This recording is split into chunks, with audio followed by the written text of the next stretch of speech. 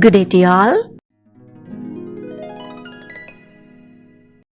என்னுடைய அம்மா இல்லை என்றால் நான் என் கல்வியை தொடர்ந்திருக்க மாட்டேன்.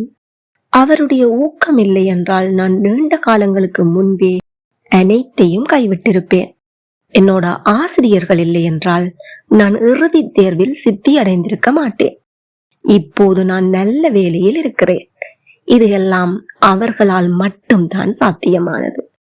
இவ்வாறாக நாம் பெற்ற பயன்களுக்கு உறுதுணையாக பக்கபலமாக காரணமாக இருந்தவர்களை நன்றி கூறும் முகமாக, அது ஒரு நபராக இருக்கலாம், ஒரு பொருளாக இருக்கலாம், ஒரு சம்பவமாக இருக்கலாம், அவற்றை நினைவு கூர்ந்து நன்றி கூறும் முகமாக நாம் ஆங்கிலத்தில் பயன்படுத்துகின்ற வாக்கிய அமைப்பு என்னவென்றுதான் என்று பார்க்க போன்றோம். இந்த வீடியோ உங்களுக்கு ரொம்பவே பயனுள்ளதாக இருக்கும் என நம்புகிறேன்.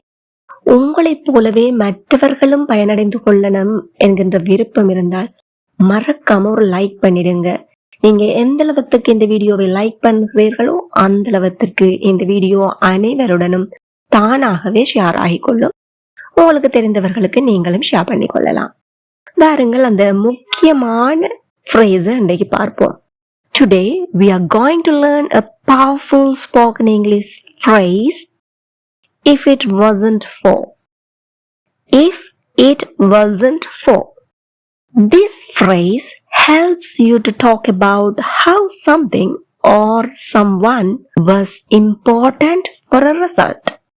நாங்கள் ஒரு விளைவை எதிர்நோக்கி இருக்கிறோம், அதுக்கு யார் அல்லது எது காரணமாக இருந்தது என்பதை எடுத்து காட்டுவதற்கு பயன்படுத்துகின்றோம். அதைத்தான் பார்த்தோம். அவங்க இல்லை என்றால் அல்லது அது இல்லை என்றால் என்ற பொருளில் இந்த எக்ஸ்பிரஷனை நாம் பயன்படுத்துகின்றோம். Now let's jump into the topic. நீ இல்லை என்றால் இதை நாங்க எப்படி சொல்லலாம்? If it wasn't for you. Again, if it wasn't for you. அவர்கள் இல்லை என்றால். If it wasn't for them. அவன் இல்லை என்றால். If it wasn't for him. அப்போ அவள் இல்லை என்றால் இதை எப்படி சொல்லலாம்? Very good. If it wasn't for her. மழை இல்லை என்றால். ட்ரை பண்ணி பாருங்க.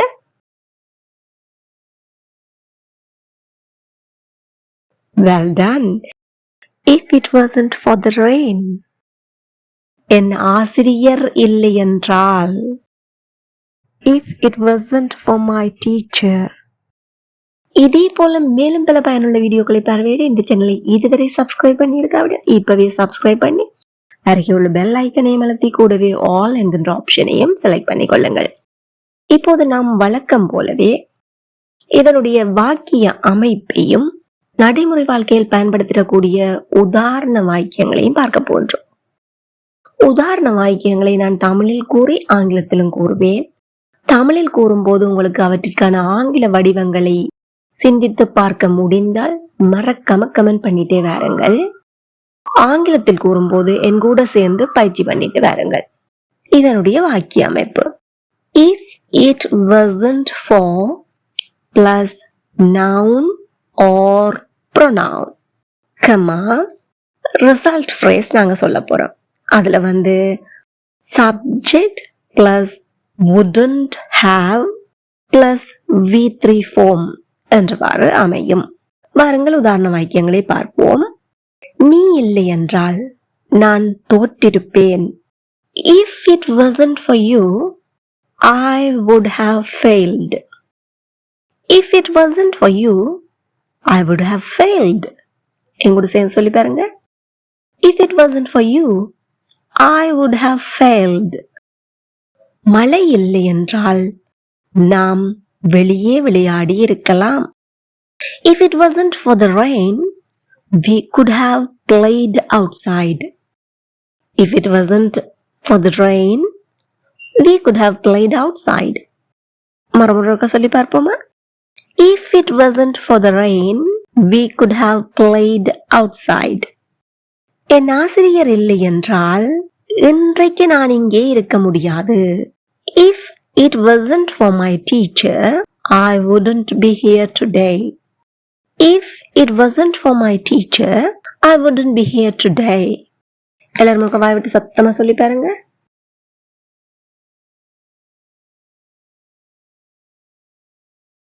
Very good. If it wasn't for my teacher, I wouldn't be here today. அவளுடைய அறிவுரை இல்லை என்றால் நான் தவறான முடிவை எடுத்திருப்பேன். If it wasn't for her advice, I would have taken the wrong decision. If it wasn't for her advice, I would have taken the wrong decision.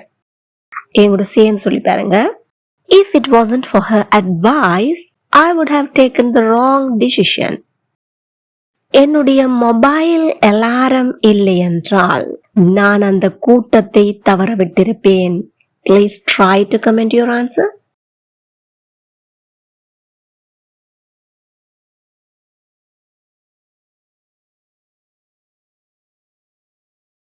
Well done. You got it.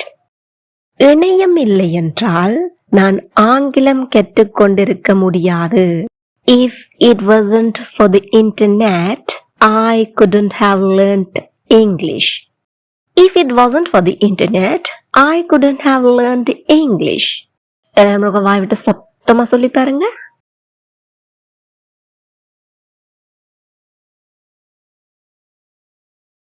Amazing. If it wasn't for the internet, I couldn't have learned English. என்னுடைய சகோதரன் இல்லை என்றால் எனக்கு இந்த வேலை கிடைத்திருக்காது அல்லது நான் இந்த வேலையை பெற்றுக் கொண்டிருக்க முடியாது. இது எப்படி ஆங்கிலத்தில் சொல்லலாம்? என்னுடைய சகோதரன் இல்லை என்றால் if it wasn't for my brother, நான் பெற்றிருக்க முடியாது. I wouldn't have got எதை இந்த வேலை, this job. If it wasn't for my brother, I wouldn't have got this job. எங்கூட சேர்ந்து சொல்லி பாக்குறீங்களா? If it wasn't for my brother, I wouldn't have got this job. அந்த டாக்ஸி டிரைவர் இல்லை என்றால் நாம் ரயிலை தவற விட்டிருப்போம். டாக்ஸி டிரைவர் இல்லை என்றால் நாம் ரயிலை தவற விட்டிருப்போம். Please try to comment your answer.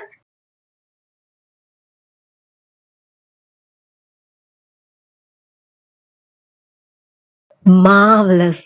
You got it. So, what we have learned today?